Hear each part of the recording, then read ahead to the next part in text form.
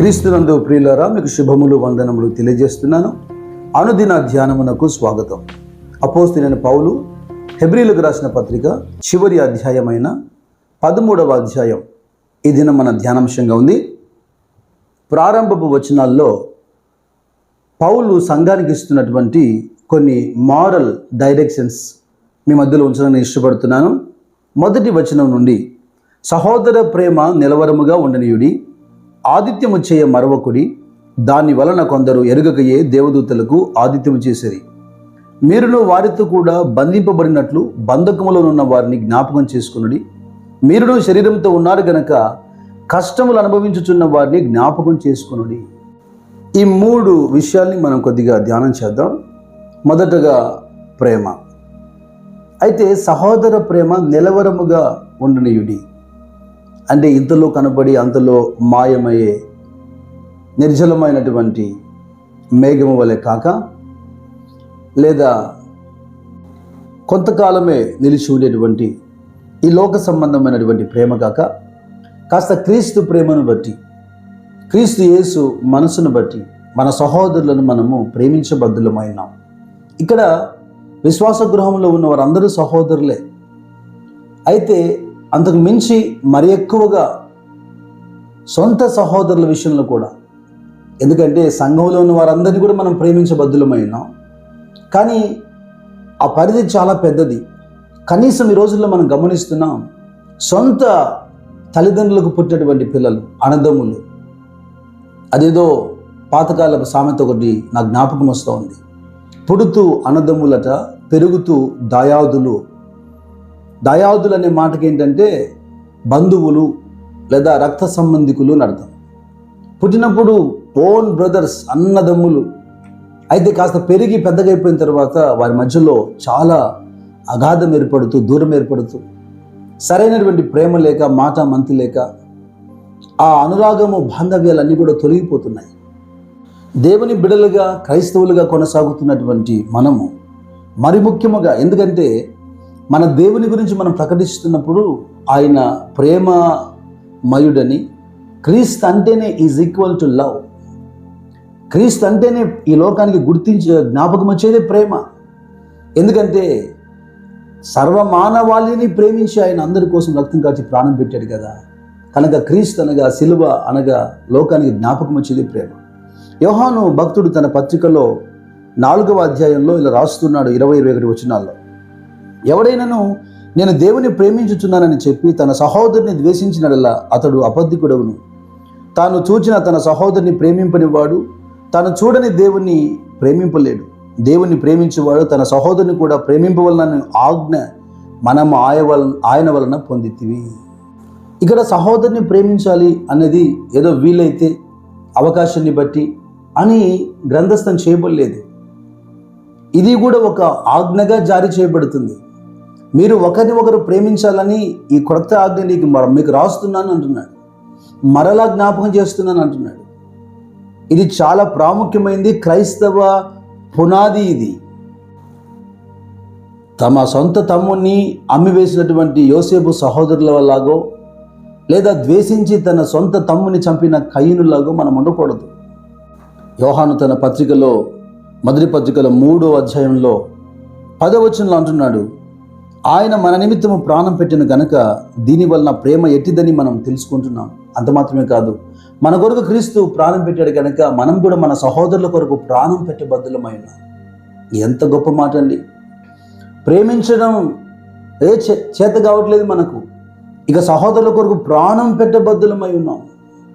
తిమోతితో పౌలు మాట్లాడుతున్నప్పుడు 2వ పత్రికలో 3వ అధ్యాయంలో, అంచె దినములలో, అపాయకరమైన కాలములలో మనుషుల యొక్క వ్యక్తిత్వం ఎలాగుంటుందో రాస్తున్నాడు. అందులో కూడా స్వార్థప్రియులు, మరి అనురాగరహితులు, ప్రేమ లేని వారని రాశారు కదా. అంచె దినములో ఇలాంటి క్వాలిటీస్ ఉన్నాయని రాశారు కదా. దీన్ని మన జీవితానికి ఆపాదించుకోకూడదు, ఆ గుంపులో మనం చేరకూడదు. ఎందుకంటే ప్రేమ లేనివాడు దేవునిలో లేడు అంటుంది బైబిల్. ప్రేమలో నిలిచి ఉన్నాము అంటేనే వాడు దేవునిలో నిలిచి ఉన్నాడని అర్థం, లేదా దేవునిలో నువ్వు నిలిచి ఉన్నావు అంటేనే నువ్వు ప్రేమలో ఉన్నావు అని అర్థం. కొద్దిగా క్రీస్తు యేసు మనసును గ్రహించి స్వార్థప్రియులు కాక సహోదరులను ప్రేమించబద్దులమై ఉన్నాం. ఇక పౌలు ఇచ్చినటువంటి ఈ మోరల్ డైరెక్షన్స్లో రెండవ మాట ఏంటంటే ఆతిథ్యము చేయ మరొకరి అంటున్నాడు. అటు పాత నిబంధన అయినా క్రొత్త నిబంధన అయినా ప్రేమతో లింక్ అయిపోయినటువంటి ఈ అంశాన్ని బైబిల్ పలుమార్లు ప్రస్తావిస్తుంది. రోమిలతో పౌలు మాట్లాడుతున్నప్పుడు 12వ అధ్యాయంలో 13వ వచనంలో కూడా అంటాడు, పరిశుద్ధుల అవసరములలో పాలు పొందుచు శ్రద్ధగా ఆతిథ్యం ఇచ్చుచూ ఉండుడి. ఆతిథ్యము చేసే విషయంలో ఇక హైగా చెప్పాలంటే ఇక్కడే పౌలు రాస్తాడు, మీకు తెలియకనే ఎరుగకయే మీరు దేవదూతలకు ఆతిథ్యం చేస్తున్నారు. ఈ విషయాన్ని మనం జ్ఞాపకం చేసుకుంటే అబ్రహాము జీవితంలోనూ లోతు జీవితంలోనూ వారు దేవుని యొక్క దూతలకు ఆతిథ్యం ఇచ్చి ప్రమాదం నుంచి తప్పించబడి గొప్ప ఆశీర్వాదాలు పొందినట్టుగా మనం చూస్తాం. ఇది నిజంగా దేవునికి ఒక ఇష్టమైనటువంటి యాగం. యోబు లాంటి గొప్ప భక్తుల జీవితాల్లో కూడా వారు పరదేశాలకు ఆతిథ్యం ఇచ్చినట్టుగా ఇంట చేర్చుకున్నట్టుగా మనం చూస్తాం. ఇలాగ సంఘాల్లో ఉన్నటువంటి విశ్వాసులు చేసేటువంటి ఆతిథ్యాన్ని పురిగొల్పుతూ ప్రతిఫలంగా వారు పొందే బహుమానం గురించి పౌలు మాట్లాడుతూ హెబ్రీ గ్రంథంలో 6వ అధ్యాయంలో, ఈ హెబ్రీ పత్రిక 6వ అధ్యాయంలో 10వ వచనంలో రాస్తున్నాడు, మీరు చేసిన కార్యమును మీరు పరిశుద్ధులకు ఉపచారం చేసి ఇంకను ఉపచారము చేయుచుండుట చేత తన నామమును బట్టి చూపిన ప్రేమను మరచుటకు దేవుడు అన్యాయస్తుడు కాదు. చాలామంది ఇచ్చే కంప్లైంట్స్ ఏంటంటే, మా సేవకునికి మేము ఎంతో చేసాం, ఆయన మాకు ప్రతిఫలం ఇవ్వలేదు, పట్టించుకోలేదు. అక్కడక్కడ కొంతమంది కృతజ్ఞత లేని వారు ఉంటారు, లేరని చెప్పను, కానీ ఆ విషయాన్ని పక్కన పెట్టాను. నేను గతంలో కూడా మీకు చెప్పాను, ఇది కూడా అపవాది తంత్రమే. మనం చేస్తున్న పనికి ప్రతిఫలము మన కళ్ళ ముందు కనపడకుండా చేసేది కూడా అపవాది తంత్రమే. దాన్ని బట్టి వాక్యానుసారంగా మనం జీవించకుండా వెనుకబడాలని వాని యొక్క ఆలోచన. కొన్ని సందర్భాల్లో మనుషులు మీకు కృతజ్ఞత చూపించకపోయినా, థ్యాంక్స్ చెప్పకపోయినా, ఆ విధమైన ప్రవర్తన వారు లేకపోయినా మనం చూడాల్సింది ప్రభు వైపు. మనం పాటిస్తున్నది ఆయన ఇచ్చినటువంటి ఆజ్ఞ. కనుక ఈ వ్యక్తులు మర్చిపోని దేవుడు, విడవని మరువని దేవుడు, తప్పక న్యాయం చేసేటువంటి దేవుడు, బహుమానం ప్రతిఫలంగా ఇచ్చే దేవుడు. అందుకే ఇక్కడ అంటాడు కదా, మిమ్మును మీ ప్రేమను మరచుటకు దేవుడు అన్యాయస్తుడు కాదు. ఇక పౌలు నేర్పిస్తున్నటువంటి 3వ అంశానికి వస్తే, మీరును వారితో కూడా బంధింపబడినట్లు బంధకములో ఉన్న వారిని జ్ఞాపకం చేసుకున్నది, మీరును శరీరంతో ఉన్నారు కనుక కష్టములు అనుభవించుతున్న వారిని జ్ఞాపకం చేసుకున్నది. ఆ రోజుల్లో అపోస్తులైన పౌలుతో పాటు క్రీస్తు సువార్త నిమిత్తము అనేకులు బంధకాల మధ్యలో ఉన్నారు, చెరసాలలో ఉన్నారు. అయితే సంఘానికి లేఖ రాస్తున్నాడు, ఏదో నేరములు చేసి కాదు, క్రీస్తు సువార్త కొరకు, సంఘము కొరకు ఎవరైతే బంధించబడి చెరసాల్లో ఉన్నారో వారిని విస్మరించకుండా వారి పట్ల మీరు మీ ప్రేమను కనపరచండి, వారిని దర్శించండి, లేదా వారి యొక్క అక్కర్లలో మీరు పాల్గొనండి, వారి జ్ఞాపకం చేసుకొని అని రాస్తున్నాడు. విశ్వాసులు కూడా ఏ స్థాయిలో ఉన్నారో చూడండి. హెబ్రీ పత్రిక 10వ అధ్యాయంలో 34వ వచనంలో, ఏలయనగా మీరు ఖైదులో ఉన్న వారిని కరుణించి మీకు మరి శ్రేష్టమైనదియు స్థిరమైనదియు అయిన స్వాస్థ్యమున్నదని ఎరిగి మీ ఆస్తి కోల్పోవటకు సంతోషముగా ఒప్పుకుంటుంది. అంటే అక్కడున్న విశ్వాసులు తమ ఆస్తులు పోయిన సేవకుల్ని కాపాడుకుంటూ బంధకాల్లో చెరసాల్లో ఉన్న వారికి సహాయం చేస్తూ వారు చేసినటువంటి సేవ అమోఘం.